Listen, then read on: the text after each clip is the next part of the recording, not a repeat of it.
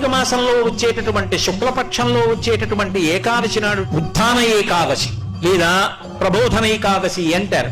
శ్రీ మహావిష్ణువు పాలసముద్రంలోంచి నిద్రలేస్తారు. ఆ రోజున ఆషాఢ మాసంలో మొదలు పెడతారు ఆ నిద్ర. అది యోగ నిద్ర. పైకి చేస్తున్న పూజ కాదు, మనస్సుల లోపల ఉన్నటువంటి భక్తిని లెక్కలోకి తీసుకుంటాడు దక్షిణాయన. ఉపాసన కాలం కాదు. భగవంతుని మీద భక్తి ఉంటే పూజ చెయ్యకుండా ఉండలేదు. కేవలం పూజ ఒక్కటే చేస్తే భక్తి అని చెప్పడము సాక్ష్యం కాదు. అందుకే భక్తి కన్నా పై స్థాయిలో మానసిక భక్తి ఉంటుంది. ఆ లోపల ఎంత ఎదుగుతున్నాడో అన్నదాన్ని పరమేశ్వరుడు చూస్తూ అది చూడ్డానికి ఇక్కడ కన్నులు మూసి లోపలికి చూస్తాడు. అది యోగ నిద్ర. అటువంటి పరమాత్మ యోగ నిద్ర యందు లోకములను గమనించి కార్తీక మాసంలో వచ్చేటటువంటి శుక్లపక్షంలో వచ్చేటటువంటి ఏకాదశి నాడు క్షీరసాగరంలోంచి లేచి ద్వాదశి తిథి నాటికి ఒకనాడు మాట ఇచ్చాడు కనుక బృందకి ఆయన తులసి బృందావనంలోకి వస్తాడు.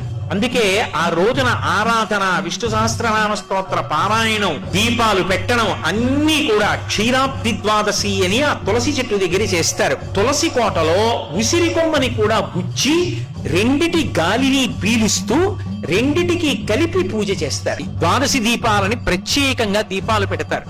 తప్పకుండా ఇది మాత్రం మీరు చెయ్యండి.